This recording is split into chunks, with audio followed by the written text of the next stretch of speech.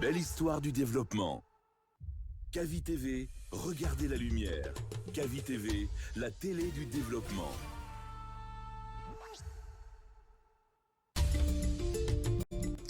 Ravi de vous retrouver dans cette édition d'information. Pour commencer, en Guinée, près de 1000 personnes se donnent la mort par an liées à la santé mentale. Les causes de cette maladie sont liées à beaucoup de facteurs dans la vie de l'homme et peuvent avoir des conséquences fâcheuses pour ceux qui en souffrent.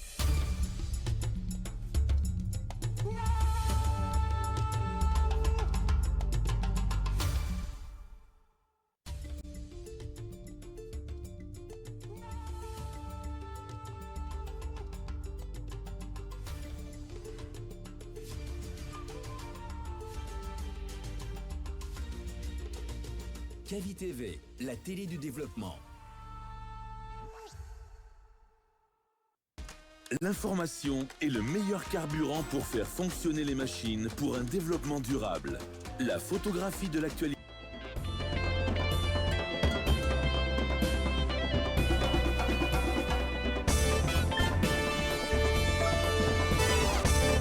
Bonjour à tous, bonjour à toutes. Merci de nous retrouver sur Kavi Média, le seul et unique média de développement en République de Guinée. Merci d'être des nôtres dans cette émission Le Scanner qui vous parvient du lundi au vendredi quand il est 9h jusqu'à 10h30. Nous vous aidons à comprendre l'actualité majeure. Au menu de ce matin, la Cour d'appel de Conakry a rendu son verdict ce mercredi dans l'affaire Ali Ouba, poursuivi pour offense et diffamation à l'encontre du chef de l'État. Le président du parti Modèle a de nouveau été reconnu coupable. Comme en première instance, il écope de 2 ans de prison ferme. Une décision vivement contestée par ses avocats qui dénoncent un procès politique. Quelle marge de manœuvre reste-t-il à Ali Ouba? On en parle dans un instant. Créée le 28 mai 1975 à Lagos, au Nigeria, la communauté économique des États de l'Afrique de l'Ouest, CEDEAO, a célébré ce mercredi son cinquantenaire, fondé par 15 États autour du projet d'intégration régionale et économique. L'organisation sous-régionale traverse aujourd'hui une zone de turbulence, retrait de certains pays membres et crise politique entre autres. Mais 50 ans plus tard, quel bilan tirer? Pour en parler, nous aurons au bout du fil le politologue Mahmoud Touré. En République démocratique du Congo, la présence remarquée de l'ex-président Joseph Kabila à Goma alimente les débats. Selon ses proches, il aurait entamé une série de réunions préparatoires à ce qu'il appelle, je cite, des consultations. Une présence à Goma qui intervient alors que son immunité parlementaire a été levée et que la justice a désormais le feu vert pour le poursuivre pour des faits de trahison et de participation à un mouvement insurrectionnel. Et pendant que ses proches tentent de clarifier ses liens supposés avec le M23, le porte-parole du gouvernement, Patrick Mouyaya, reste convaincu qu'il prépare quelque chose. Il l'accuse plus loin de vouloir relancer la guerre. Ce bras de fer que cache ce bras de fer? Analyse à suivre dans un instant. Et puis, nouveau rebondissement dans le conflit russo-ukrainien. Moscou a annoncé la tenue d'une nouvelle session de discussion directe avec Kiev ce 2 juin 2025 à Istanbul. L'annonce a été faite par le chef de la diplomatie russe lors d'un échange avec son homologue américain Marco Rubio. Moscou dit transmettre un mémorandum énonçant ses conditions pour un accord de paix durable. Après l'échec des pourparlers du 16 mai dernier, cette rencontre pourrait-elle ouvrir la voie à une solution diplomatique? La Russie est-elle vraiment prête à négocier? Des questions que nous tenterons de répondre dans cette émission Le Scanner. Voilà entre autres sujets à débattre pour cet autre numéro du Scanner. Installez-vous confortablement. Bienvenue sur le Média du Développement.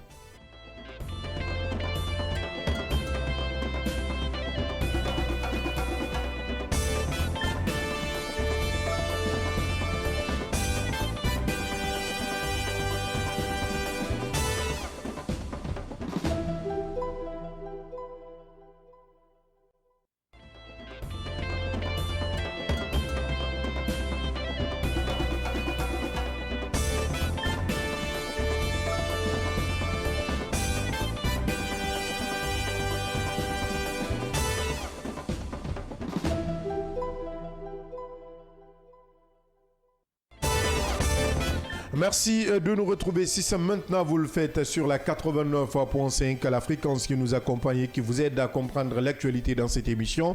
À la télé, vous nous regardez sur les différents bouquets. Merci de votre fidélité sur notre site d'information, siaminfo.com, sur notre application mobile Kavi Média et sur nos réseaux sociaux. Merci de nous préférer parmi tant. Autour de moi, avec moi, les débatteurs de chaque matin qui vous aident également à comprendre les différents sujets à l'ordre du jour. Yamoussa Cheikh Kamara, bonjour. Bonjour Abdallah, bonjour à tous. Bonjour Yaye Diallo. Bonjour Abdallah, bonjour à tous. Bonjour Mohamed Leba. Bonjour Abdallah, bonjour à tous. Bonjour Djan Diallo, Mohamed Djan Diallo. Bonjour Abdallah, bonjour à toute la Guinée. Bonjour à toute la Guinée. On commence par cette première actualité. Hier, on en parlait dans cette émission. Ali Ouba connaît désormais son sort en appel. 2 ans de prison ferme confirmé pour le leader politique. La cour d'appel de Conakry a tranché ce mercredi. Le président du modèle est de nouveau reconnu coupable d'offense et de diffamation contre le chef de l'État, mais ses avocats continuent à dénoncer ce qu'ils qualifient, je cite, de décision politique. Avant d'aller avec vous, Mohamed Leba, suivons d'abord ce compte-rendu d'Ansou Baïlo Baldé. L'information est le meilleur carburant pour faire fonctionner les machines pour un développement durable. La photographie de l'actualité, c'est aussi sur siaminfo.com, notre plateforme dynamique.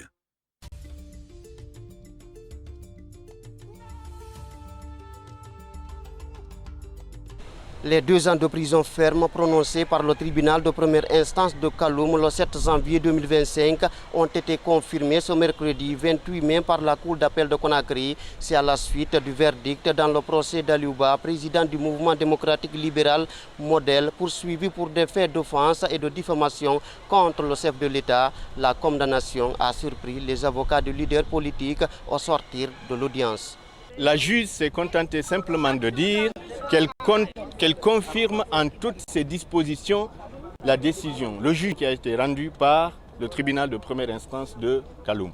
Donc cela voudrait dire quoi? Que les condamnations à 2 ans de prison ont été confirmées. D'accord? Mais il se trouve qu'en appel, ce n'est pas un jugement de forme. Elle aurait dû rejuger l'affaire aussi bien dans le fond que dans la forme. Reconfirmer une telle décision voudrait dire quoi? Voudrait dire qu'elle confirme le fait que le juge de première instance dise les propos de M. Ali Ouba laissent entrevoir. C'est-à-dire qu'on est dans des suppositions. Pour le moment, les avocats de la personne condamnée se réservent de toute décision sur le pourvoi en cassation de cette décision de la Cour d'appel de Conakry. En attendant, ils invitent les militants et sympathisants du modèle à garder la sérénité et le calme, cela dans le cadre du respect de la loi concernant les décisions de justice en Guinée. Maintenant, en ce qui concerne la stratégie, il nous reste encore un recours au niveau de la Cour suprême. Il nous reste également une procédure en cours au niveau de la Cour de justice de la CEDEAO. Donc, M.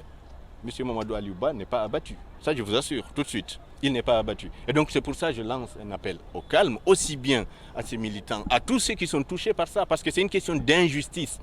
Ce n'est pas une question contre une personne. C'est une question même structurelle dans notre pays. Donc, il va falloir que tout le monde se ressaisisse, y compris nos compatriotes des forces de l'ordre. Ali Ouba est en prison depuis le 30 décembre 2024. Quelques jours après son arrestation, il est retourné en prison après le prononcé judiciaire par la Cour d'appel de Conakry ce mercredi 28 mai 2025.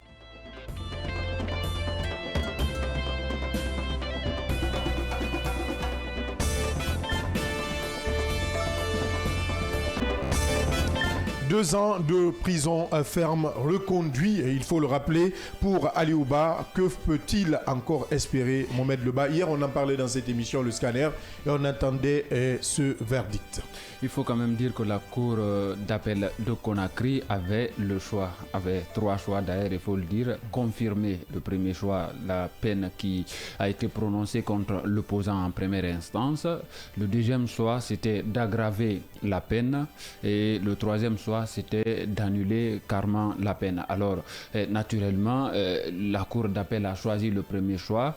Il faut le dire, c'est une répétition très normale de confirmer cette peine qui a été prononcée contre Aliouba en première instance. Donc, effectivement, la Cour d'appel de Conakry a maintenu ce 28 mai 2025 la peine de 2 ans de prison ferme infligée à Aliouba, leader du mouvement démocratique libéral modèle, en première instance, notamment devant le tribunal de première instance de Kaloum. Alors, il faut quand même rappeler les faits.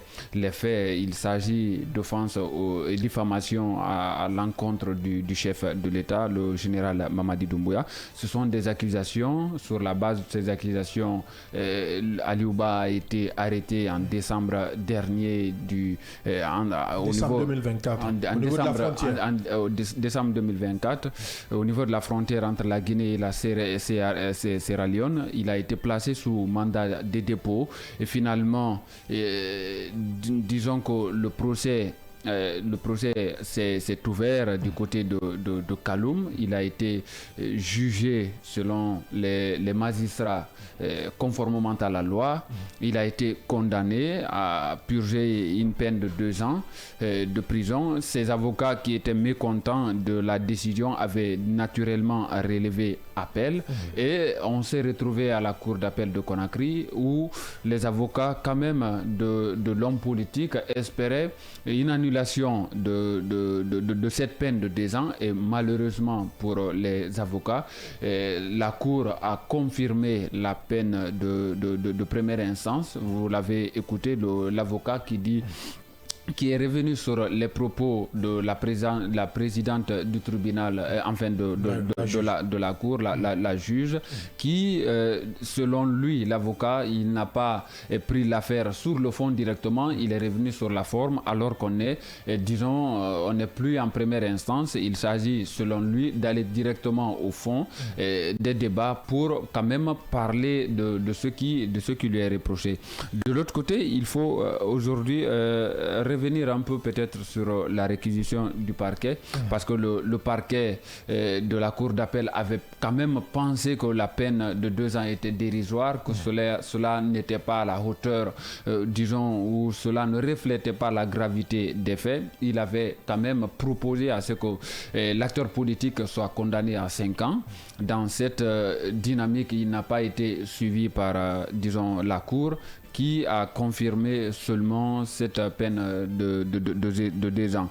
Ce procès s'est ouvert quand même, avec beaucoup de tension. Il y a des avocats, notamment d'Aliouba, qui quand même dénoncent,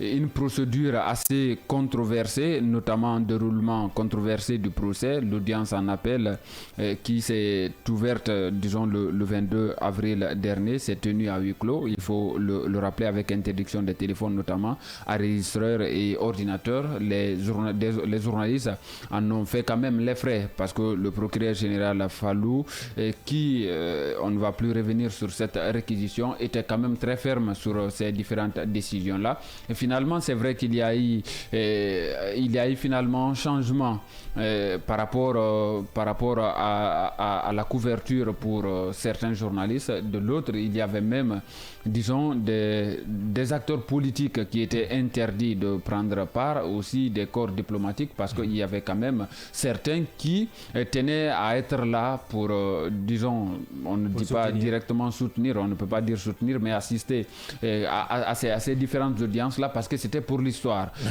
C'était pour l'histoire. Il y avait la société civile, des ONG, notamment, par exemple, des organisations comme Amnesty International, qui dénonçaient une instrumentalisation de la justice pour réprimer des critiques, parce que pour beaucoup d'observateurs, Aliouba est aujourd'hui condamné pour avoir tenu des propos ou pour avoir critiqué publiquement, c'est-à-dire le régime. Donc il y a eu quand même une mobilisation populaire, notamment les partisans d'Aliouba, disons les gens du modèle d'Aliouba. Donc cette condamnation aujourd'hui intervient à un moment où un autre recours est introduit, je le disais hier, devant la Cour de justice de CEDEAO, dont le verdict est aussi attendu dans les jours de semaines à venir. On attendra de voir ce que cela va donner. Pour le moment, le leader politique du modèle retourne en prison. Il a déjà purgé 5 mois de prison. Il lui reste maintenant,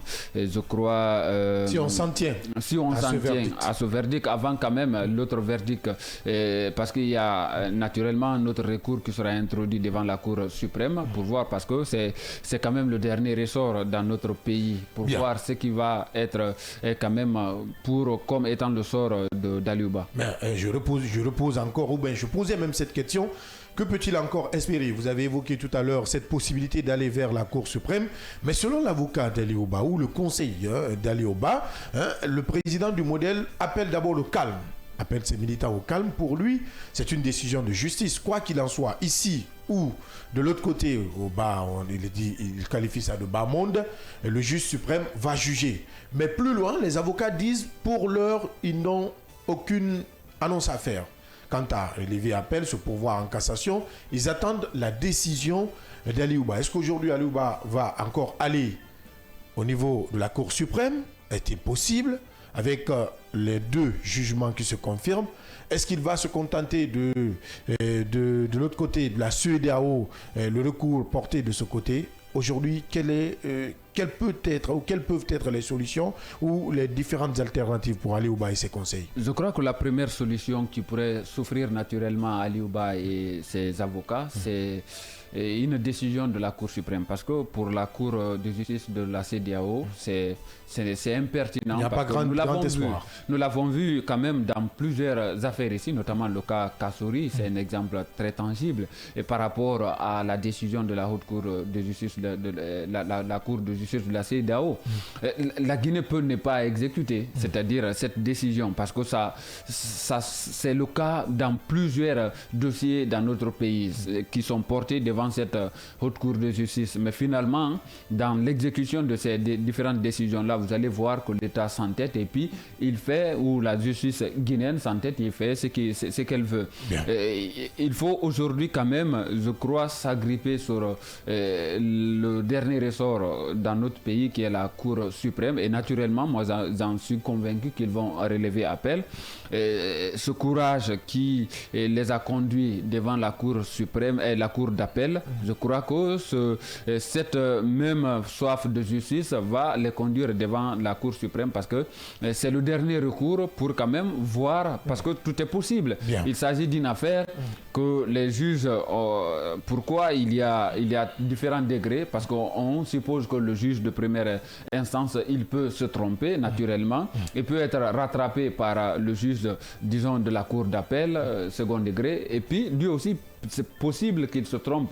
Et donc, naturellement, le juge qui aura l'affaire au niveau du dernier ressort, qui est la Cour suprême, peut naturellement annuler, disons, cette peine, comme il peut aussi la confirmer ou voire même l'aggraver. Donc, pour le moment, il faut attendre ce qui pourrait arranger Aliouba. Soit on ne peut pas parler d'un arrangement politique, d'attendre ce que la Cour suprême se prononce, et surtout en leur faveur, parce que la Cour de justice de la CEDEAO, jusqu'ici, les décisions prises par cette Cour-là, la plupart quand même, n'ont pas été exécutées par l'État guinéen. Exécuté. Yamoussa Cheikh, vous suivez aussi ce dossier. Quelles conséquences cette condamnation pourrait-elle avoir sur la carrière politique?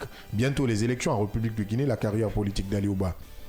Les conséquences sont déjà visibles sur le terrain, parce qu'on a vu depuis décembre 2024, l'homme est entre les 4 murs à la maison centrale de Koronti. Nonobstant des procès qui ont eu lieu, on a vu hier avec toutes les dénonciations faites par la défense d'Aliouba. Mais ce qu'il faut saluer, c'est l'esprit d'ouverture de l'homme qui croit toujours à la justice guinéenne, malgré ses mouvements et ses rebondissements. Il appelle au calme, parce qu'il faut comprendre qu'hier, si vous avez suivi, comme j'ai suivi le mouvement de tous ces partisans, militants et sympathisants du parti modèle. Il y avait une sorte de réchauffement au sein du mouvement parce que les gens étaient en colère. Pourquoi perdre, selon beaucoup de personnes, tout ce temps? On a vu avec la connotation, toute la connotation que ce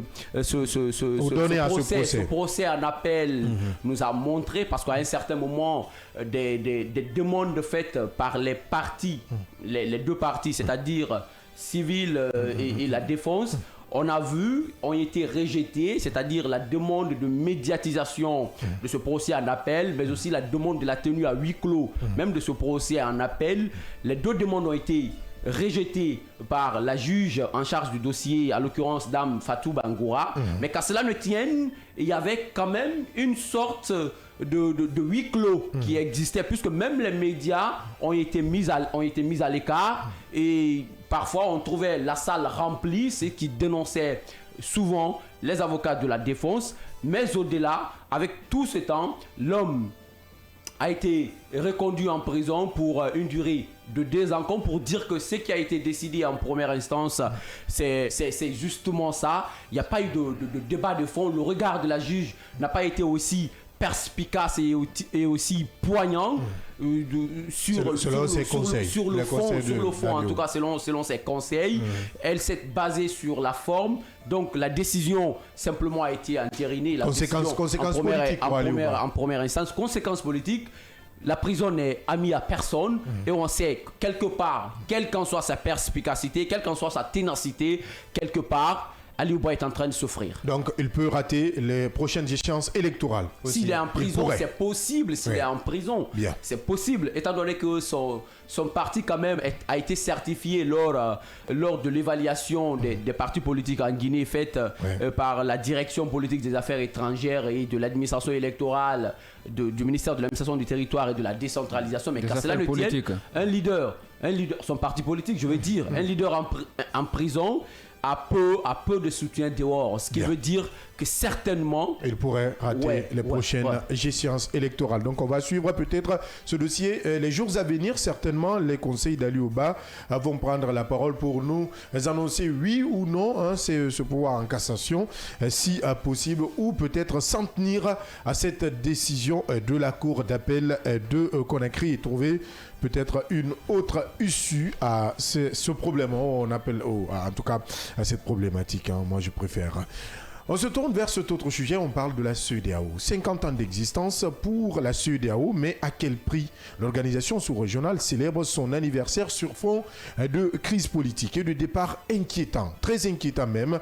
Les chefs d'État étaient réunis hier pour une sorte d'auto-évaluation où plusieurs sujets ont été évoqués. Mamadou Diallo.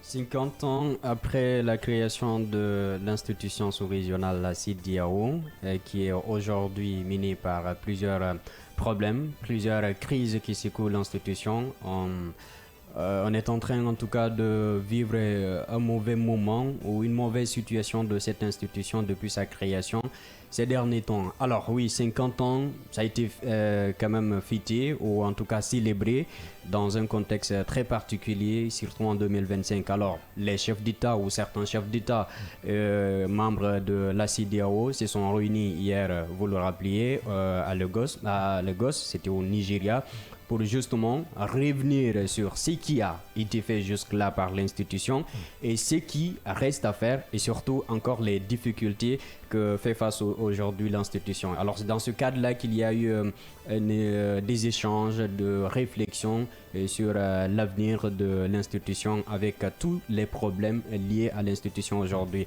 Alors il y a eu la présence de plusieurs personnalités. On note également l'ancien président du Nigeria qui a été d'ailleurs le premier président de la commission de la CEDEAO, je crois que c'était en 2007, l'ancien président donc, qui est Yakubu Gowon, si je prononce très bien en tout cas le nom, qui est aujourd'hui très âgé à l'âge de 90 ans. Il y a également l'autre Ghanéen qui est Mohamed Ibn Chambas aussi, Exactement, le Ghanéen qui a aussi eu la chance de diriger cette même commission. Aussi le secrétaire, l'ancien secrétaire, je vais dire aussi de l'institution, à la personne de Lansana Kouyaté, le Guinéen. Alors, il y a eu plusieurs discours qui ont été prononcés, mais les discours qui font en tout cas beaucoup revenir ou qui remarquent, qui attirent beaucoup plus l'attention, c'est les deux discours de Ibnou Sambash et le discours du Guinéen Lansana Kouyaté. Alors je vais citer le discours de Chambas qui appelle justement à la réflexion et surtout à une prise de solution contemporaine, surtout la situation que vit aujourd'hui la CEDEAO. On va y revenir certainement. Je cite, il dit c'est le moment de réfléchir à ce qui a été accompli, un moment d'introspection, un moment aussi pour réfléchir sur la voie à suivre, les défis contemporains et la réussite de nous préparer, et la nécessité plutôt de nous préparer à faire face aux nouveaux défis de notre époque. Alors, l'institution a été créée justement pour faire fédérer les 15 États à l'époque, les 15 pays donc. Aujourd'hui, on a 12 pays, donc il y a 3 qui sont retirés, à l'occurrence du Mali, du Burkina et du Niger, en créant l'Alliance des États du Sahel. Aujourd'hui, le problème le plus épineux d'ailleurs de l'institution se repose sur le retrait de ces 3 États, de ces 3 États-là. Retrait acté par la CEDEAO. Ils l'ont rappelé, ce chef d'État. Acté, mais pas officiellement, Abdallah, parce qu'il y a un temps moratoire jusqu'au 29 juillet prochain pour que la CEDEAO, en tout cas, entérine cette décision officiellement. Mais ce qui se dit dans les couloirs, et notamment rapporté par des médias au niveau international, et déjà, la CEDEAO en elle-même a compris, a accepté le retrait. Bien qu'il y a des négociations avec la commission de la CEDEAO qui continue toujours, justement, mais les États du Sahel ne poussent pas ou n'encouragent pas cette médiation aujourd'hui. Donc, ce qui veut dire qu'il peut y avoir certainement la validation ou en tout cas entériner cette volonté de l'AES de se retirer de la CEDEAO. Alors, l'autre, je disais encore, discours qui a fait marquer aujourd'hui encore, c'est le discours de Lansana Kouyaté, l'ancien secrétaire de cette institution. Il dit, je cite, toute organisation sous-régionale ou nationale, voire même internationale, a besoin de sa couche de vernis. Si vous ne le faites pas, le temps passe et vous vous trouverez plutôt en porte-à-faux avec la réalité du moment. Et chaque fois qu'il y a 2 poids, 2 mesures, ça crée des problèmes. Ce qui revient ici à dire Abdallah avec le discours de Lansana Kouyaté, il est en train d'appeler la CEDEAO à réfléchir sur sa démarche, surtout sa récente démarche face à ce qui a suivi à partir de 2020 avec les problèmes des coups d'État qui se sont répétés au sein de la CEDEAO. Alors Lansana Kouyaté a appelé justement la CEDEAO à réfléchir sur de nouvelles pistes de solutions pour justement trouver des voies et moyens pour redorer le blason de l'institution. Aujourd'hui, l'institution est remise beaucoup plus en cause, même au niveau international et même aussi au niveau des États qui sont aujourd'hui membres de la CEDEAO. Il y a assez de problèmes. Le cas sénégalais en dit long. Exactement, il y a assez de problèmes et le cas ivoirien aussi, il ne faut pas l'occulter. Et donc, l'institution aujourd'hui est pointée du doigt de traiter des situations à 2 poids, 2 mesures, surtout en ce qui concerne les coups d'État qui sont répétés récemment en Afrique de l'Est. C'est le cas du Mali qui en a dénoncé, le cas du Burkina qui en a dénoncé, ce qui a d'ailleurs fait déborder le vase, si on peut appeler comme ça, pour que l'AES soit créée.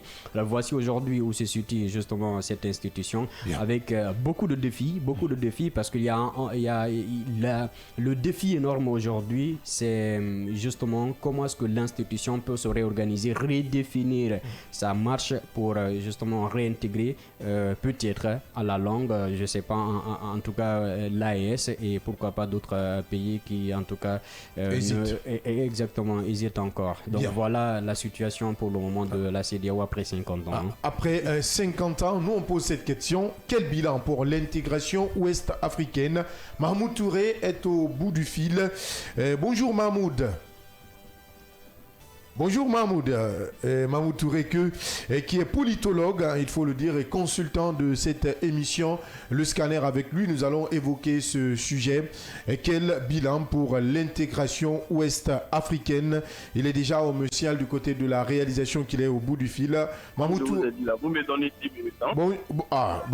Malheureusement, on va se tourner vers vous. Yaya Diallo parler de cette CEDEAO. En gros, oui, vous voulez placer quelque chose bien avant de me tourner. Oui, Abdallah, il ne faut pas tout peindre en rose quand on parle de 50 ans. C'est aussi une occasion de revenir à ce qui a été fait par l'institution, justement, avant qu'on ait peut-être notre invité. Il y a eu beaucoup de problèmes et beaucoup de solutions aussi qui ont été apportées par cette institution depuis sa création en 1975, il faut le rappeler. Donc, il y a eu des médiations que l'institution a pu mettre en place à travers des conflits politiques.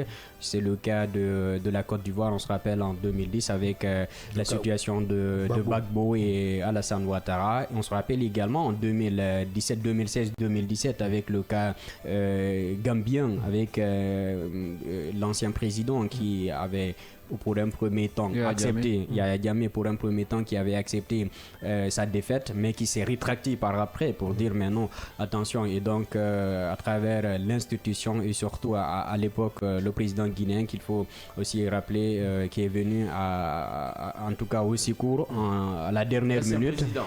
Oui, ancien président Alpha Condé et voilà. Il n'y a pas un ancien président. On y va. On va pas polémiquer. Ancien président, ce sont des oui. Alors oui, effectivement. Alors oui, il a aussi réussi cette marche Alpha Condé. Donc tout cela, il faut mettre à l'actif aujourd'hui de l'institution. Mais bien avant ça, on se rappelle aussi du cas de la Sierra Leone, du cas du Mali même dans les années 1990 jusqu'en 2000, et qui a vraiment secoué le pays à travers des coups d'État qui sont répétés, mais surtout aussi des chefs d'État qui ont en tout cas connu assez de problèmes. Donc l'institution a pu quand même résoudre. Mais l'autre chose que je voulais souligner, Abdallah, si vous permettez, c'est aussi des solutions peut-être qui ont été envisagées, même si les perspectives n'ont pas encore abouti, mais c'est de mettre ça aussi à l'actif de la CEDEAO, c'est-à-dire c'est la création de la monnaie éco. Mais pour le moment, en tout cas, on est en train de suivre l'actualité. Pour le moment, le projet n'est pas encore concrétisé, Abdallah. On me signale qu'il est de retour, donc je vais me tourner vers notre invité. Quel bilan pour l'intégration ouest-africaine? Mahmoud Touré est au bout du fil. J'espère que cette fois c'est la bonne. Bonjour Monsieur Touré. Bonjour Kavi. Merci. Bonjour tout le monde et merci pour l'invitation. Merci de vous une nouvelle fois dans cette émission. Je rappelle que vous êtes politologue et consultant de l'émission Le Scanner. 50 ans de la CEDEAO marquée par de nombreux défis. Il faut le rappeler, l'organisation sous-régionale célèbre ses 50 années. C'était hier la date anniversaire. Peut-on parler d'un succès aujourd'hui ou d'un essoufflement de la CEDEAO, M. Touré? Écoutez, avant de répondre à cette question, il faut que vous soyez d'abord à même de rappeler l'historique de la CEDEAO avant de parler de succès. Et comme vous l'avez dit, ça fait 50 ans. Vous avez dit le 28 mai 1975. Mais la naissance de la CEDEAO ne remonte pas à là. La naissance de la CEDEAO remonte depuis 1972.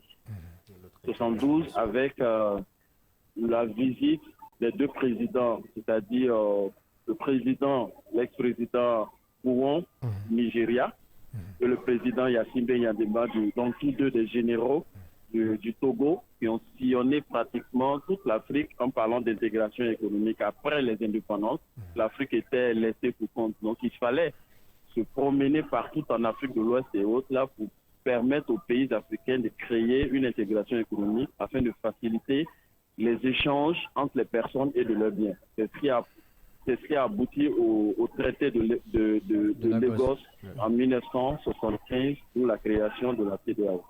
Donc pour revenir à votre question, la CEDEAO a marqué des avancées significatives en matière d'intégration économique et de paix en Afrique de l'Ouest, notamment les différentes guerres, comme vous le savez déjà, au Libéria, en Sierra Leone, en Côte d'Ivoire avec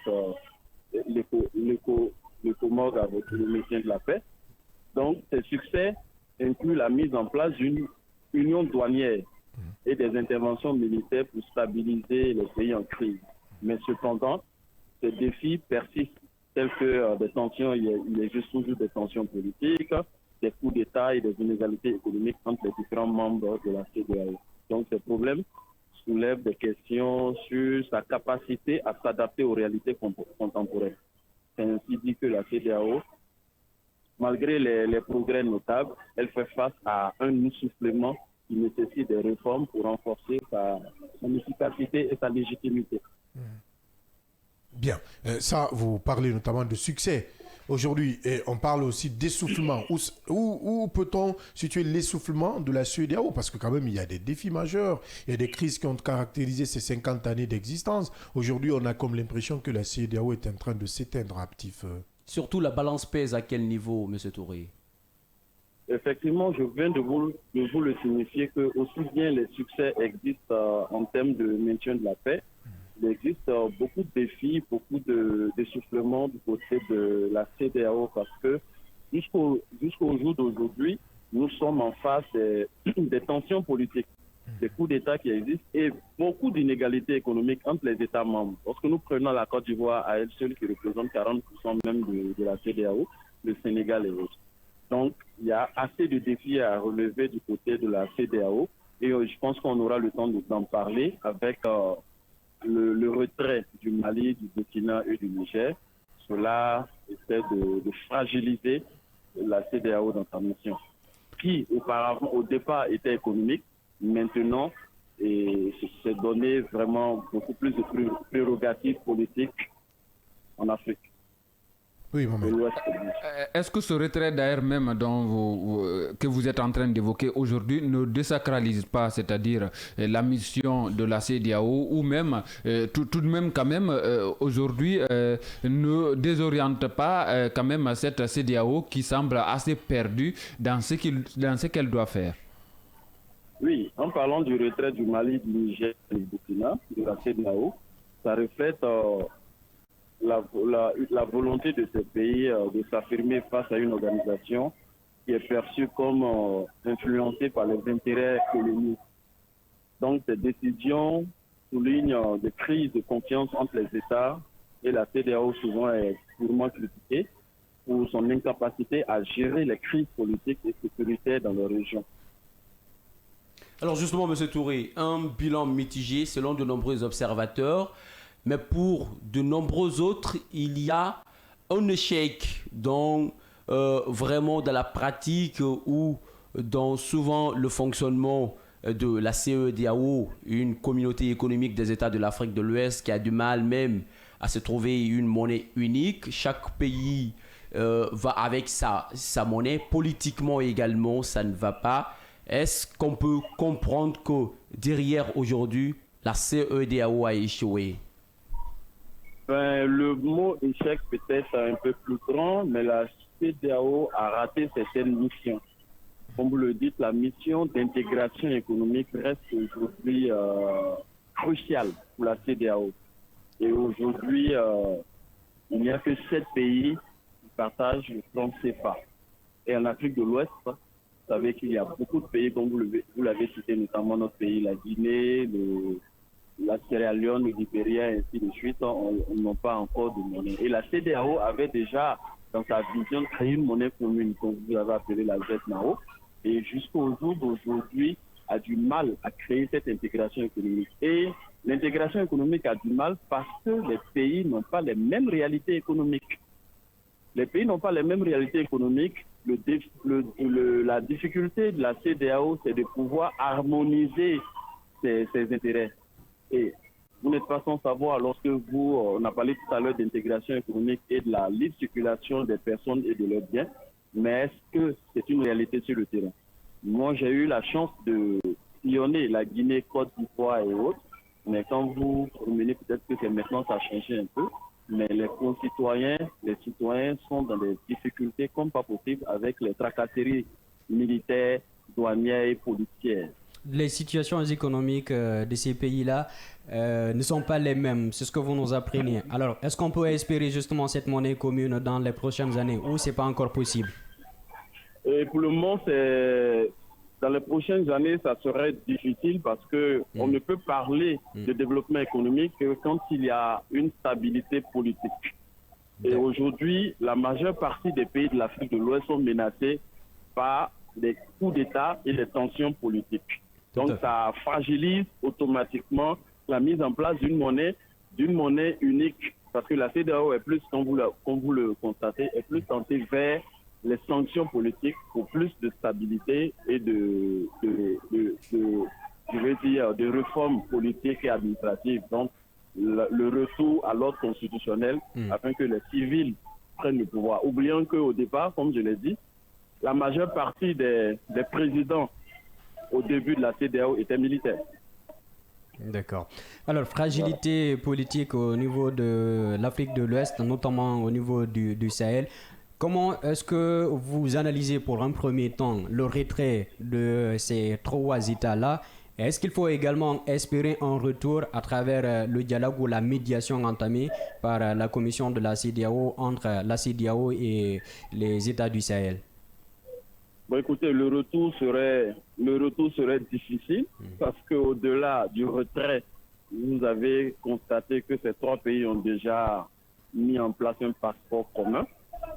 Et techniquement ou politiquement, socialement, ces trois pays ont pu instaurer cette confiance-là de la part des populations de leur retrait. Donc, je pense qu'il serait mieux de mettre en place une collaboration, une coopération que le retrait de ces trois pays. Parce que comme je le disais à l'entame, cette décision de quitter la CEDEAO, c'est une décision venant des trois pays en pensant que la CEDEAO est aujourd'hui instrumentalisée par l'Occident, notamment la France.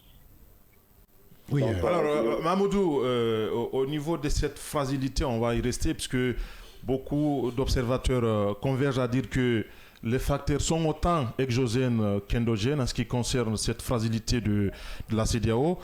Selon vous, quels sont ces facteurs exogènes et endogènes? C'est la première question. La deuxième question, c'est l'objectif initial de cette CEDEAO. Au début, la vision était de créer une intégration économique à tous les niveaux. Vous avez parlé d'inégalité économique entre les deux États. Un des éléments, selon vous, qui n'a pas pu permettre à ce que cette intégration soit effective.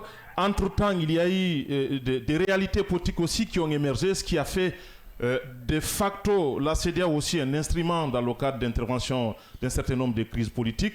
Est-ce qu'au regard de ce chevauchement-là, puisque initialement la politique n'y figurait pas, il y avait les droits de l'homme, mais aussi la justice et l'économie, mais la politique n'y figurait pas, est-ce que ce sont autant de facteurs qui font qu'aujourd'hui la CEDEAO devrait connaître une véritable refonte et s'adapter aux exigences contemporaines? Ben écoutez, pour répondre déjà à la première question, le facteur endogène de cette crise, comme je l'ai dit, c'est l'inégalité sociale, l'inégalité économique. Et aujourd'hui, les crises politiques, les coups d'État, les tensions politiques entre les différents États, qui fait de telle sorte que chaque État veut prendre son destin en main à travers les hommes providentiels. Et ces hommes providentiels, généralement, on se rend compte que ce sont les jeunes militaires qui décident de prendre le destin de leur pays en orientant toute la population vers le nationalisme. Donc, le retour à l'ordre, je veux dire, à l'ancien ordre, il faut remettre aux Africains, aux différents pays, ce qui leur revient de droit. Donc, ça, c'est un souci que la CEDEAO doit résoudre. En parlant de facteurs exogènes, c'est le fait que la CEDEAO se trouve aujourd'hui incapable de survivre de façon indépendante sans l'apport des États membres et la communauté internationale. Donc la CEDEAO aujourd'hui, s'il faut le dire en griffe, est instrumentalisée, la proie de toutes les décisions venant de l'extérieur qui leur permet aujourd'hui de ne pas avoir une certaine influence, une certaine force, en un mot, une certaine indépendance face aux différentes décisions à prendre pour le bonheur de la communauté de la zone CEDEAO. La faute à qui, M. Touré? La faute aux différents États membres, la faute à la CEDEAO, parce que la CEDEAO, c'est comme au départ, les 15 États membres. Si les 15 États membres n'ont pas pu trouver un même terrain d'entente, n'ont pas pu trouver une même vision, une même orientation en ce qui concerne leur intégration économique, il va s'en dire éventuellement que certains États vont se voir beaucoup plus développés que d'autres États. Et ces États développés vont se sentir aussi supérieurs, aussi, je vais dire, ayant beaucoup plus de privilèges que les autres États. Et c'est en retour, cela crée une certaine tension au sein même de la CEDEAO, qui aujourd'hui a poussé certains États à se retirer, dont ces 3 États que nous sommes en train de dire, et aussi d'autres États à douter véritablement de l'avenir, de la capacité et s'il faut dire, de la sincérité même de la CEDEAO à atteindre son objectif-là. Ce qui fait que nous bondissons directement sur la seconde question que vous venez de dire. Oui, là, c'est la refonte, oui. La refonte, effectivement. Donc, ce qui fait que la CEDEAO, au-delà, avec ses échecs économiques, la CEDEAO a se donné une certaine prérogative, notamment l'ingérence dans les affaires politiques des différents États. Avec les coups d'État, la CEDEAO s'est permis d'intégrer. La CEDEAO s'est permis de faire venir des forces militaires pour la paix, la stabilité et l'instauration de la démocratie. Alors que la démocratie, c'est une cuisine interne, la politique, c'est une cuisine interne. Donc, avec cette ingérence, on s'est rendu compte que ça a encore fragilisé davantage la CEDEAO dans sa mission. Parce que la première mission, qui est l'intégration économique, l'union douanière, la libre circulation des personnes et des biens, n'a pas été atteinte. Et la CEDEAO s'est donné encore une seconde mission, l'instauration de la paix. Et comme je l'ai dit, c'est vrai, c'est évident. Vu qu'il n'y a pas d'économie sans une paix, une stabilité politique. Mais aujourd'hui, la stabilité politique, quelle est la mission de la CEDEAO? Est-ce que la CEDEAO a réussi cette stabilité politique? C'est la mise en place des régimes civils. Certains pays sont dubitatifs parce qu'ils se disent que la CEDEAO, c'est l'association de certains pays, de certains chefs d'État que vous le savez déjà, qui ont brigué déjà 1, 2, 3 mandats, ainsi de suite. Donc il y a un problème de crédibilité même par ces présidents, ces membres, je veux dire, ces ténors même de la CEDEAO. De par-dessus tout un bilan contrasté, disons quand même à la croisée des chemins, la CEDEAO incarne à la fois espoir panafricain et ses limites pionnières de la libre circulation naturellement et de l'intégration énergétique. Elle échoue à créer un marché économique unifié et à contenir les crises politiques. Monsieur Touré, à quoi pourrait ressembler l'avenir de cette CEDEAO qui semble aujourd'hui avoir un pied assez cassé? Le plus grand défi à relever pour la CEDEAO dans les années à venir, c'est la gestion des crises politiques et sécuritaires dans la région. Franchement dit, la CEDEAO, c'est-à-dire les 12 membres de la CEDEAO doivent véritablement discuter autour de la table, autour d'une même idée pour pouvoir trouver quelles sont les vraies résolutions des différentes crises politiques et sécuritaires dans la région. Parce que les coups d'État, le terrorisme et le conflit interethnique menacent la stabilité de l'intégration économique. Ça, c'est clair. Donc, pour une intégration économique, la CEDEAO a l'obligation, dans les années à venir, de gérer ces coups d'État, ce terrorisme et ces conflits interethniques. De plus, vous verrez à côté la pauvreté. Donc la CEDEAO, dans l'avenir, doit se lancer dans cette mission de lutte contre la pauvreté. Parce que les objectifs du développement durable, les ODD 30, en 2030, il devrait avoir zéro pauvreté. Mais aujourd'hui, quand on fait le bilan, on se rend compte que l'Afrique de l'Ouest, qui en somme à plus de 300 millions, certains diront 400 millions d'habitants. Mais en majorité, c'est des populations pauvres, les plus pauvres du monde entier, se retrouvent en Afrique de l'Ouest. Donc la CEDEAO a cette mission de lutte contre la pauvreté et le développement durable pour améliorer les conditions de vie des populations de cette CEDEAO. Donc elle doit renforcer sa capacité d'intervention, elle doit promouvoir la démocratie, elle doit favoriser la coopération entre les États membres pour relever ces défis de façon ou de manière plus efficace et durable. Alors, M. Touré, quelle perspective concrètement pour faire face à la pauvreté, puisqu'on n'est plus dans la politique ou dans l'économie, on est dans une action sociale? Eh bien, pour lutter contre la pauvreté, la CEDEAO se doit de financer les projets de développement. Parce que la pauvreté, c'est d'abord la satisfaction des besoins primaires des populations. Et qui parle de besoins primaires de la population, c'est se nourrir, se vêtir et se loger. Donc aujourd'hui, l'Afrique, c'est le continent de l'avenir. La majeure partie des pays de la CEDEAO sont des pays qui sont des pays favorables à l'agriculture. Donc il faut faire une promotion pour le développement agricole partout en Afrique. D'accord. C'est un premier aspect. Secondo, il faut vulgariser ou encourager l'entrepreneuriat partout en Afrique. Il faut encourager ou financer l'éducation, la formation. Aujourd'hui, ce qui est un sérieux problème aujourd'hui en Afrique, parce que le développement agricole, l'entrepreneuriat ne peut évoluer sans une bonne formation, une bonne éducation. Donc, ces pays de la CEDEAO qui, en général, en majorité, ne financent le système éducatif qu'à moins de 20%. Donc, par conséquent, ils doivent financer la formation, ils doivent financer l'éducation, qui sont véritablement des gages du développement de tout secteur économique de développement. Alors, M. Touré, ce qu'il faut dire, c'est que c'est la monnaie commune dont on parlait, c'est un élément essentiel pour faciliter l'intégration. Il se trouve que c'est un projet qui patauge il y a longtemps.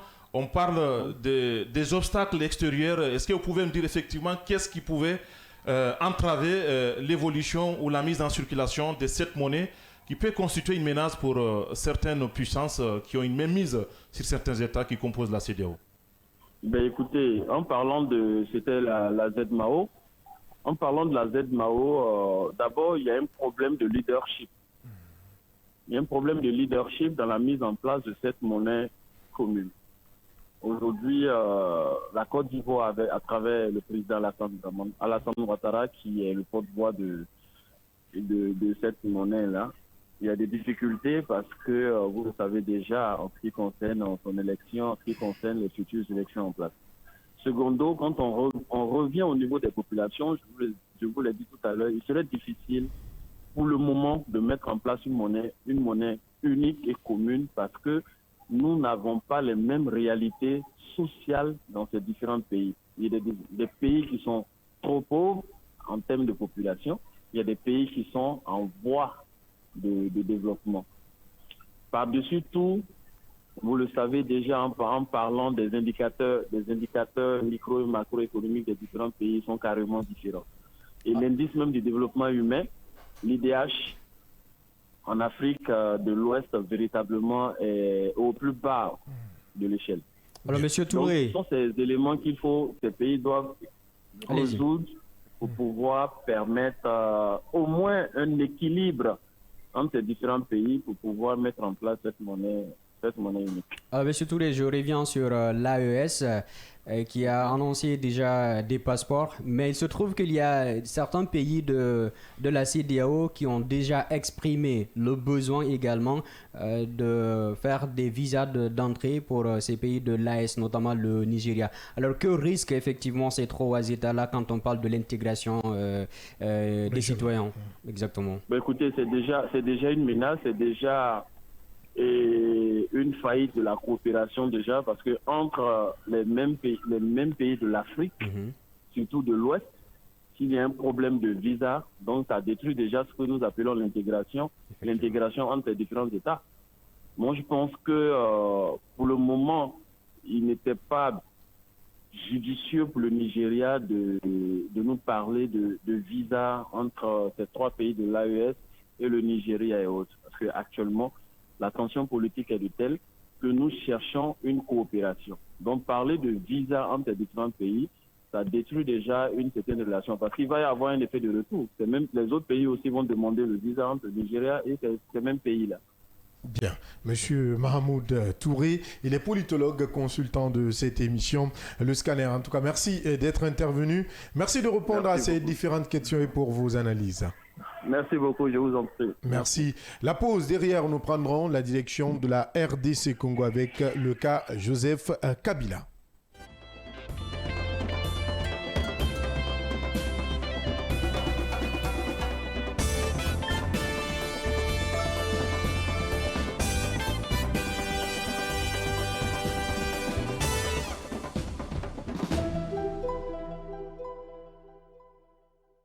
Offrez à vos enfants de 13 à 17 ans l'opportunité de vivre des vacances mémorables avec nos colonies de vacances en Côte d'Ivoire et au Ghana, prévues du 14 juillet au 19 août 2025. Ils découvriront des cultures fascinantes, participeront à des activités enrichissantes telles que le sport, l'art et des excursions captivantes, tout en profitant d'une expérience exceptionnelle de cours d'anglais pendant leur séjour au Ghana. Avec un encadrement de qualité qui garantit leur sécurité et leur épanouissement, cette aventure unique est un tremplin vers leur développement personnel. Contactez-nous dès aujourd'hui au plus 224 613 00 39 69 ou au plus 224 613 00 39 70. Nous sommes situés à Mankpa, 4e avenue, immeuble Dabo, commune de Kaloum. Visitez notre site internet au www.mondialexpress.net.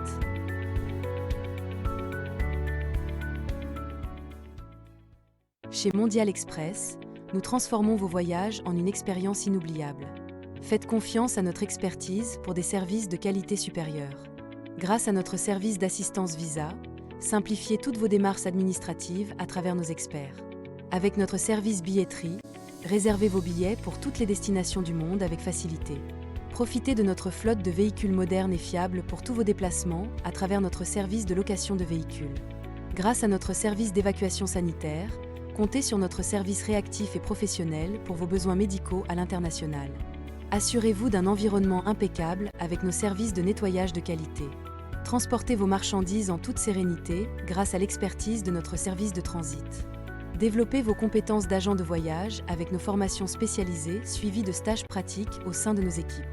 Contactez-nous dès aujourd'hui au plus 224 613 00 39 69 ou au plus 224 613 00 39 70.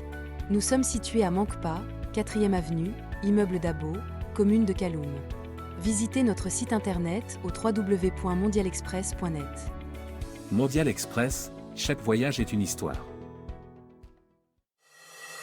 CIAC, votre partenaire d'excellence en gestion et développement. Nous sommes plus que des consultants, nous sommes votre allié stratégique à chaque étape de croissance. Des études de faisabilité de vos projets aux évaluations d'impact environnemental et social, nous fournissons des informations qui favorisent un succès durable. Nos stratégies sur mesure aident les entreprises, grandes et petites, à optimiser leurs ressources et à accélérer leurs résultats. Grâce à des programmes de formation spécialisés, nous permettons à vos équipes de diriger en toute confiance en développant des compétences essentielles comme la gestion de projet et l'intelligence émotionnelle. Quel que soit votre secteur, industrie, mine, commerce, BTP, CIAC est là pour transformer votre vision en résultats mesurables. CIAC, votre partenaire de confiance pour une réussite durable.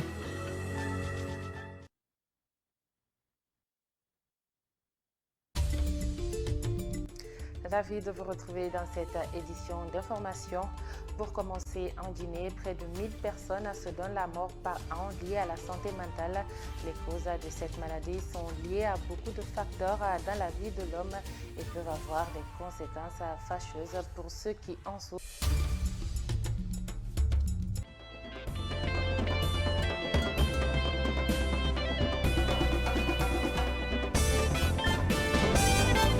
Deuxième et dernière partie de cette émission. Si c'est maintenant vous nous rejoignez, vous n'avez encore rien raté parce que puisque nous parlons de cet autre sujet, Joseph Kabila de retour en Goma, simple visite ou combat politique.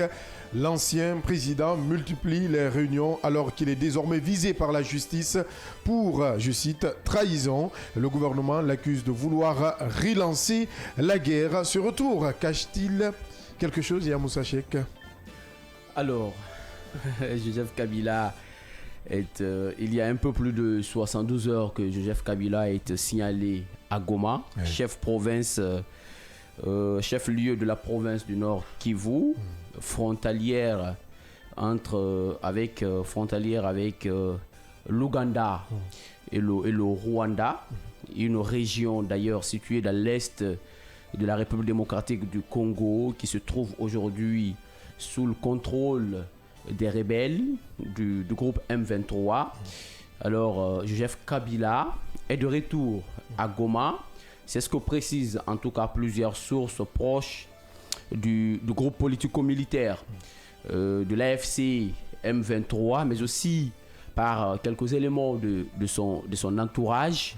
Un retour qui marque un tournant décisif, sinon très décisif, dans la vie politique congolaise, puisqu'il intervient dans un contexte de tension, ou de vive tension d'ailleurs, entre l'ancien président de la République démocratique du Congo et l'actuel pouvoir de Kinshasa.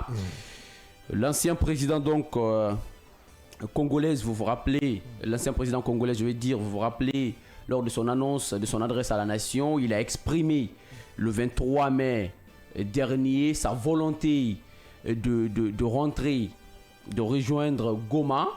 Et cette volonté aujourd'hui qui est interprétée de plusieurs façons, puisque politiquement, il y a beaucoup d'interprétations. Aujourd'hui, Kabila dit qu'il a la volonté, puisque il faut comprendre qu'il ne veut pas rester à marge des négociations qui ont été entamées pour le retour à la paix.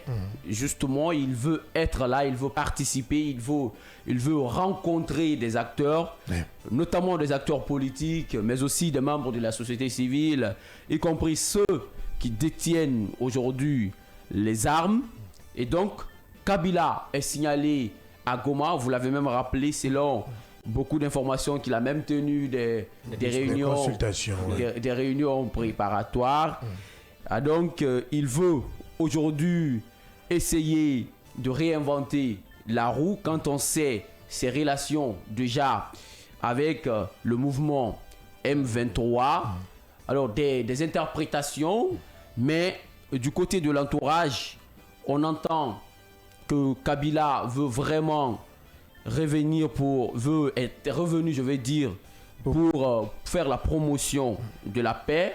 C'est ce qu'a précisé également Emmanuel Ramazani, le secrétaire permanent du Parti du Peuple pour la reconstruction et la démocratie, c'est-à-dire PPRD, parti fondé par Joseph Kabila, qui dit que l'ancien chef de l'État veut aujourd'hui favoriser le dialogue, ce qui veut dire que Joseph Kabila souhaite rencontrer des personnalités politiques ainsi que des membres de la société civile.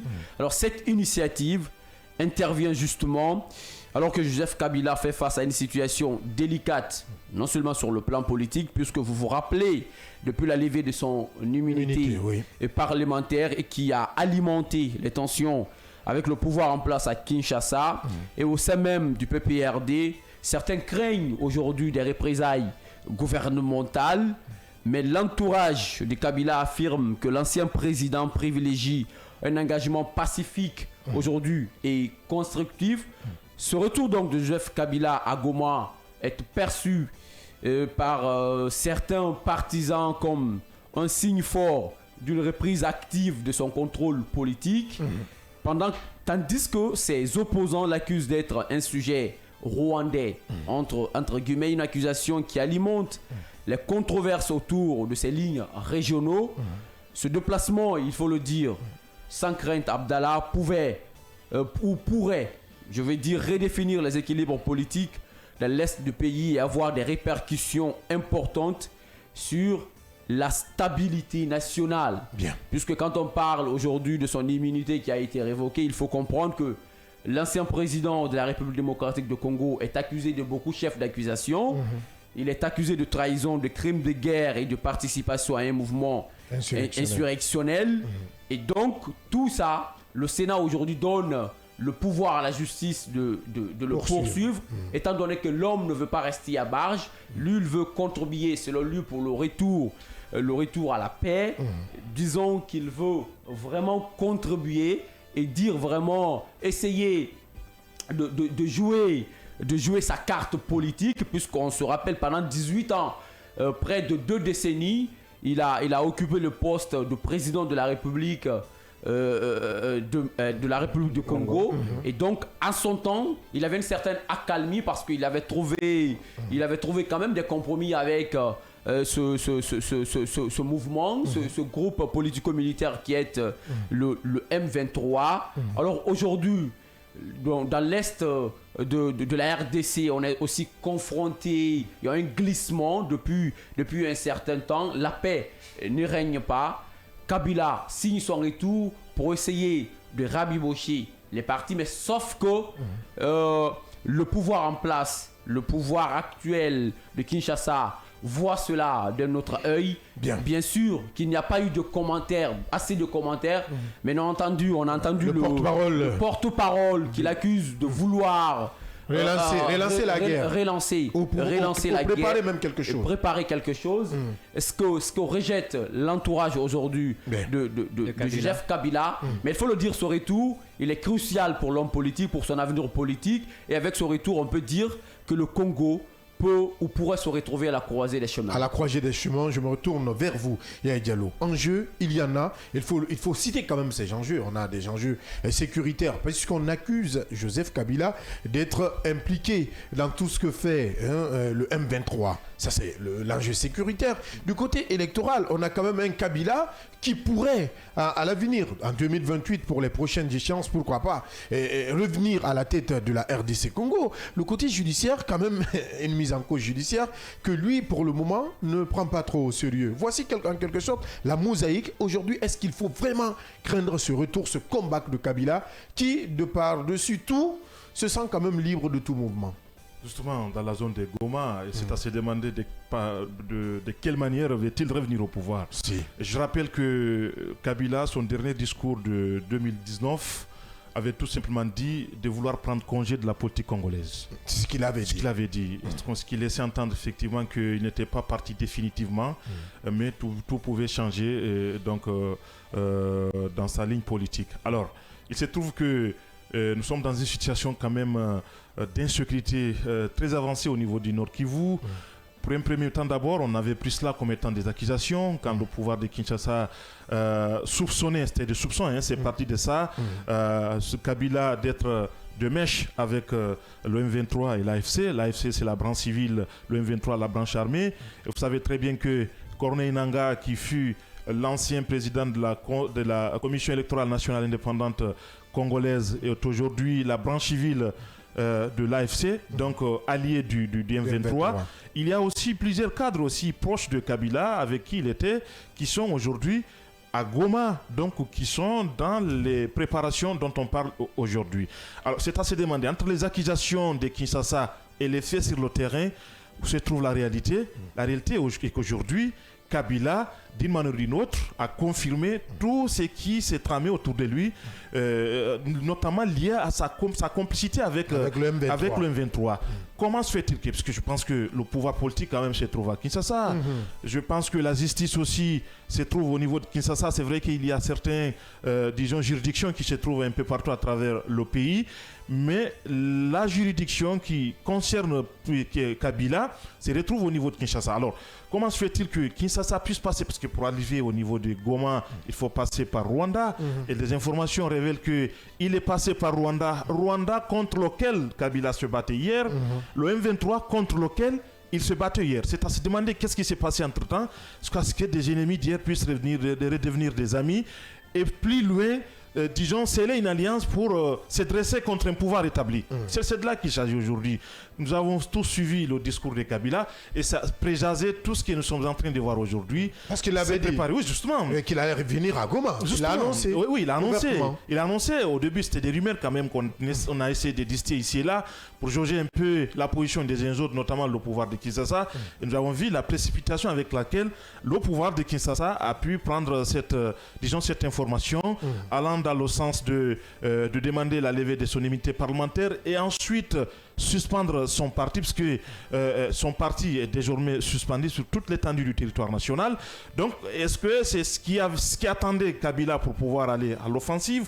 Parce que pour aujourd'hui, pour lui, le Congo est malade et que son pronostic vital est engagé. Moi, ça tique mon esprit. Et il est le seul héros. Justement. Peut-être. Justement, peut-être le seul porteur de ce remède-là. Il appelle à une convergence d'idées et de forces pour pouvoir mettre fin à la tyrannie. La tyrannie, je crois qu'on a besoin justement d'avoir des explications de ce qu'on entend par tyrannie. La dictature, parce qu'on se rappelle quand même les 18 ans de Kabila, des règnes de Kabila, où nous avons même la conférence épiscopale congolaise qui a subi, disons, la gouvernance ou, disons, la dictature de Kabila, où, pour la première fois au Congo, on a assisté à l'assassinat de prêtres et de pasteurs. Ça, c'est de l'histoire, ça. Donc, on a connu quand même des remous, on a connu quand même des tensions politiques, des tensions meurtrières au niveau de la République démocratique du Congo, pendant que Kabila était au pouvoir. C'est vrai qu'en 2012, il y a eu des accords qui ont pu quand même plus ou moins permettre la stabilité au niveau, une stabilité relative au niveau du Nord Kivu, mais la tension était là, elle était palpable. Alors, qu'est-ce qui s'est passé entre-temps entre Kabila et le M23? En tout cas, la nature du deal qui s'est passé entre eux pour qu'on puisse constater cette stabilité au niveau du Nord Kivu. Entre-temps, Kabila quitte le pouvoir avec tout ce qui entoure l'élection de 2019 et en aboutit, disons, à l'élection de Tshisekedi. Nous connaissons ce qui s'est passé. Entre-temps, le premier mandat, tout allait très bien. Entre-temps, il y a eu des mécontentements. Est-ce que peut-être, puisque on parle d'un deal politique en lieu et place d'une élection libre et transparente, est-ce que des clauses du deal n'ont pas été respectées peut-être par le premier bénéficiaire? Des clauses non officielles. Non officielles, des clauses de l'ombre. Donc c'est pour autant dire qu'aujourd'hui, il y a beaucoup de non-dits autour de ce sujet. Mais entre-temps, ce qu'il faut dire, c'est que on acquise de plusieurs choses au pouvoir de Tshisekedi aussi, de tribaliser l'armée, qui était déjà une armée tribale à bien des égards, qui essaye d'étouffer toutes les voix dissonantes au niveau de l'opposition congolaise et d'instrumentaliser la justice pour des fins politiques. Il y a tout cela aujourd'hui qui anime les uns et les autres. Mais c'est de cette façon, puisque au regard d'un certain nombre d'analyses ou d'un certain nombre d'observateurs, Kabila est venu pour justement créer toutes les conditions d'un dialogue pouvant aboutir à la paix. Mais la question n'est plus à ce niveau. Nous avons en face de nous un Kabila qui se prépare pour l'offensive. Oui, c'est là qu'il s'agit aujourd'hui. Puisque le Nord Kivu, quand même, a été très longtemps un bastion de Kabila, très longtemps. Ça ne date pas d'aujourd'hui. Justement, et ironie du sort, ce qui ont quand même pu mettre fin au régime de son papa, de son défunt père, Kabila père, sont passés par la même ligne pour pouvoir justement arriver à Kinshasa et assassiner son papa, éventuellement Kabila fils président. Donc en 2001. Donc il y a des craintes. Donc absolument, et c'est pas pour la première fois. L'histoire révèle que tout part de là-bas. Est-ce que ce qui était possible en 2001 l'est aujourd'hui, d'autant plus qu'aujourd'hui, beaucoup de voix se lèvent pour dire que c'est du passé, on n'en a plus besoin. Les guerres meurtrières qu'on a connues au niveau de la RDC, on n'en a plus besoin.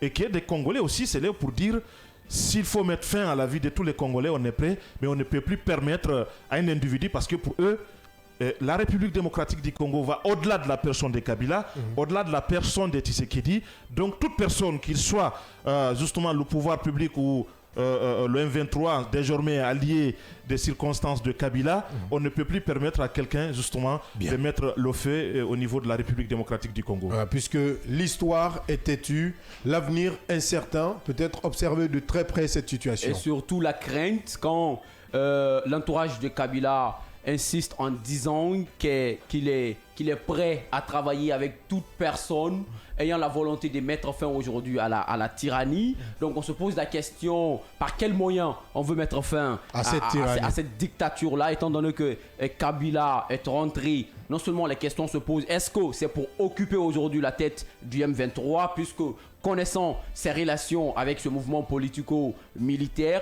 on peut espérer quelque part, on peut en dire qu'il y a des craintes aujourd'hui, des craintes qui se rajoutent sur un conflit déjà qui existe depuis de nombreuses années.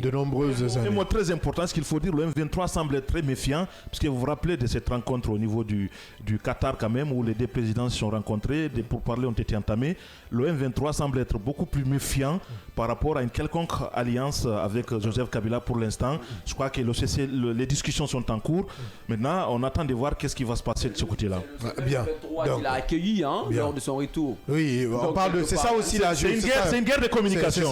Mais en réalité, les pourparlers continuent. Et les États-Unis ont leur œil là-dedans. Donc, c'est pour tout dire. Comme je l'ai rappelé, l'histoire est têtue, l'avenir incertain. Nous allons observer de très près l'évolution de l'actualité de ce côté de 2000 à 2025. Est-ce qu'il faut craindre une répétition de l'histoire? On l'a déjà rappelé, suivre de très près l'actualité du côté de la RDC Congo. Mais on voyage encore.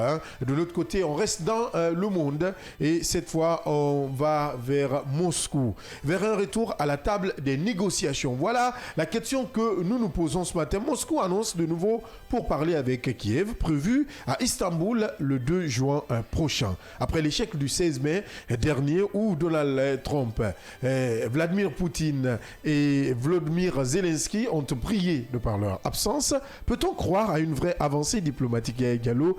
La Russie, enfin, je dis bien la Russie, est-elle prête à céder? Enfin. Pour répondre à cette question, on attend de voir le contenu du mémorandum. Un contenu qui commence à être public. Justement, mais pas plus ou moins. Plus ou moins public. Parce qu'il y a certains points qui ressortent. Qui fuitent. Qui fuitent, justement. Ouais.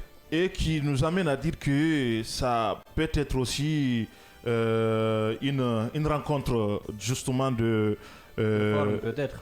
Oui, des formalités, juste. C'est de là qu'il s'agit aujourd'hui. C'est-à-dire qu'il y a une première rencontre la fois dernière où on a constaté une méfiance totale entre les deux parties, la délégation russe et la délégation ukrainienne.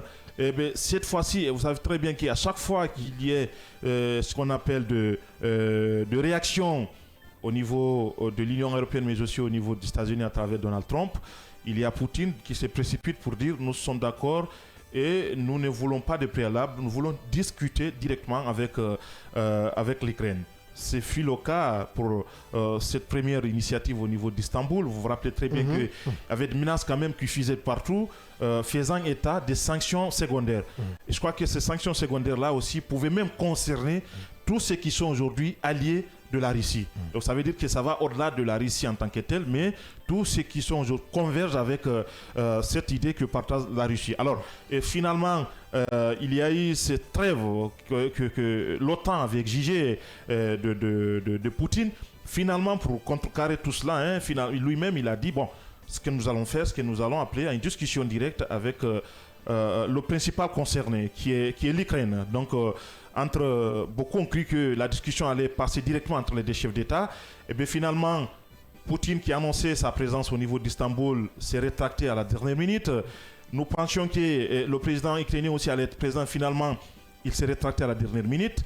Poutine ne veut pas qu'il y ait ce qu'on appelle une rencontre trilatérale entre les États-Unis. Il veut une rencontre bilatérale entre lui et l'Ukraine. Alors, il se trouve que la fois dernière, la dernière rencontre qui a eu lieu au niveau d'Istanbul, il y avait quand même eu cette idée de mettre en place un mémorandum diplomatique dans lequel mémorandum, la Russie va expliquer les conditions à elle pour pouvoir sortir dans cette guerre-là. Et suivez mon regard quand il s'agit des conditions que la Russie va fixer. On l'a déjà évoqué dans cette émission. Il gagnait du temps, il préparait son terrain, il avait sa stratégie à lui.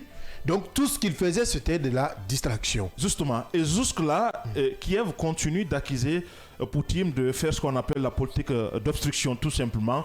Créer des conditions absolument inacceptables pour ne pas qu'on trouve ce qu'on appelle le juste milieu et éventuellement aboutir à un accord de paix. Donc voilà aujourd'hui ce qui se passe, que il y a eu des avancées au niveau de la composition, par exemple, de la délégation russe.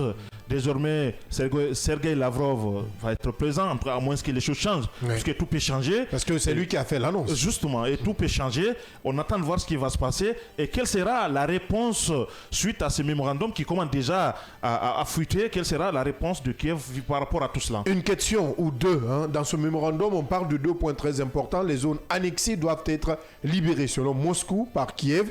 Et de l'autre côté, pas d'intégration pour l'Ukraine dans l'OTAN. Ça, c'est encore pire. Ce sont des questions très essentielles, mais vous savez très bien que c'est ce qui semble compliquer un peu la situation. À un moment donné, Poutine avait quand même eu l'assentiment de Donald Trump que certaines régions déjà annexées pouvaient revenir à la Russie. Toutes les zones stratégiques qui pouvaient justement créer la peur au niveau de la Russie, donc qui pourraient être des zones potentiellement stratégiques pour l'OTAN, éventuellement attaquer la Russie, ce sont des zones qui devraient justement revenir à la Russie. Et par ailleurs, ce sont des zones russophones aussi. C'est des choses qu'on n'invente pas. Alors, et éventuellement, disons, la rénonciation de l'Ukraine à toute appartenance à l'OTAN. Alors, est-ce que ce sont des questions d'actualité? La question reste posée parce qu'aujourd'hui, il y a justement des conditions qui sont là-dedans, des conditions pour lesquelles l'Ukraine n'est pas d'accord. Et donc, si c'est le cas aujourd'hui, ça veut dire tout simplement que nous sommes très loin d'un accord, encore que Donald Trump n'a pas dit son dernier mot face à tout ce qui se passe aujourd'hui. Parce que ce qu'on ne nous dit pas, c'est qu'aujourd'hui, l'accord dont il s'agit aujourd'hui, toutes les parties prenantes veulent avoir quelque chose. Il n'y a aucune partie qui veut perdre aujourd'hui de ce pourparler-là. Il y a l'Europe qui veut gagner quelque chose. Il y a les États-Unis qui déjà avaient eu, disons, l'annonce de leur accorder toutes les terres rares. Donc, ce qui fait que Donald Trump a changé de position vis-à-vis de Poutine. Il y a Poutine aujourd'hui qui veut aussi avoir des garanties stratégiques au niveau de l'Ukraine. Donc, il y a tous ces aspects-là aujourd'hui qui pèsent là-dedans. C'est à se demander est-ce que toutes les parties aussi renonceront à une partie de leurs exigences pour qu'enfin nous puissions trouver le juste milieu dans cette guerre. Un terrain d'entente. Dès pour parler à la Poutine, on en vient finalement. Après, il faut quand même s'attendre encore à des surprises dans cette séance de pourparlers annoncée, disons quand même prévue pour le 2 juin. Je crois que c'est dans 3 jours ou 4 jours. Il faut attendre parce que ce qu'il est en train de dire, au même moment où Poutine est en train d'interdire quand même l'intégration de l'Ukraine dans l'OTAN, au même moment, l'Ukraine est en train quand même de demander à l'OTAN de l'inviter à son prochain sommet. Donc ça veut dire tout aujourd'hui qu'il y a des velléités quand même, disons, qui prouvent quand même à suffisance que cette rencontre qui va s'opérer du côté d'Istanbul risque quand même, disons, de ne rien donner comme étant solution pour quand même aujourd'hui finir avec ce qui se passe en Ukraine. Peut-on parler de pression ou d'opportunisme? Je crois que cette proposition pourrait quand même, si elle est bien orientée, être liée à l'évolution de la situation militaire, notamment, ou des pressions internationales croissantes aujourd'hui, attente de la réponse ukrainienne. Je crois que l'Ukraine, elle n'est pas assez, disons, orpheline par rapport à tout ce qui se passe. C'est vrai que dans une acception assez large, le Volodymyr Zelensky, il s'entête face à certains points où il voit vraiment qu'il n'est pas d'accord, notamment concernant le cas d'OTAN. De l'autre côté, il faut aujourd'hui se dire que Poutine reste Poutine. Demain ou après-demain, il peut encore dire que c'est lui qui demandait une séance, disons, de pourparlers et qui n'en est plus pour. Donc, il peut trouver une autre voie. Comme Yaya l'a dit, le monsieur se fait assez peur pour gagner non seulement du temps, mais pour faire aussi dérouler sa stratégie sur notamment le monde, parce que ce n'est pas aujourd'hui une question européenne, encore moins américaine. Encore moins américaine. Mamadou Dia, un soutien sécuritaire à des milliards d'euros de l'Allemagne. Est-ce qu'on peut dire qu'aujourd'hui, finalement, Volodymyr Zelensky va céder avec tout ce qu'il a comme soutien?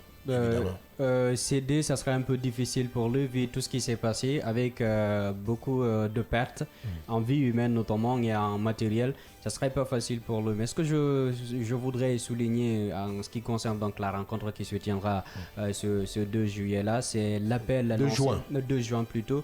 C'est l'appel lancé par les États-Unis à nouveau encore. C'est-à-dire c'est En tout cas, c'est un débat constructif, mais surtout une bonne volonté de la Russie à pouvoir mettre un cessez-le-feu sur cette guerre qui ne fait que perdurer depuis maintenant 3 ans. Vous vous rappelez, il y a quelques jours que Donald Trump lui-même traitait un peu de fou au président Poutine. Il traitait Poutine de fou. De fou. Totalement fou, il a Totalement fou. Alors, ce qui nous ressort justement la rencontre du 16 plutôt, du 16 mai dernier, c'est l'échange des prisonniers que nous avons déjà vu et éventuellement ce mémorandum-là. Alors, ce mémorandum-là, vous l'avez dit, il y a certains points qui ont fuité, mais ce que réclame également l'Ukraine, c'est d'avoir le contenu de ce mémorandum-là avant le 2 juin pour rentrer en contact avec toutes les recommandations ou toutes les exigences de la Russie avant qu'il ne soit sur la table de négociation. Ce qui pourrait justement aider à l'Ukraine de se préparer pour la rencontre également. Pour la rencontre. Est-ce que, avec tout ce qu'on évoque, remettre ce mémorandum pour qu'il soit dans les mains de l'Ukraine, Poutine risque de refuser et d'attendre jusqu'à la dernière minute pour mettre au pilori l'Ukraine et Volodymyr? Mais non, mais c'est Poutine qui appelle à la rencontre, c'est lui qui décide ce qu'il faut faire. Mais des enjeux en plus. Oui, mais c'est qu'on se demande aujourd'hui ce que veut tous les dirigeants du monde entier, c'est un accord de paix durable. C'est ça le vœu, comme ce que propose exactement Vladimir Poutine. Mais est-ce qu'on peut en arriver là avec des conditions posées par Poutine lui-même? Moi, je me pose la question, puisque celui qui appelle à la rencontre, qui veut qu'il y ait un accord de paix, il vient pour nous dire qu'il y a encore des préalables, qu'il a ses conditions pour en arriver là, étant donné que l'adversaire aussi a ses préalables, l'Ukraine aussi a ses conditions, les partenaires qui interviennent pour assurer la médiation, notamment l'Union européenne, les États-Unis, chacun a quelque part une brèche à défendre pour intervenir et pour dire que oui, je suis le maître de la situation.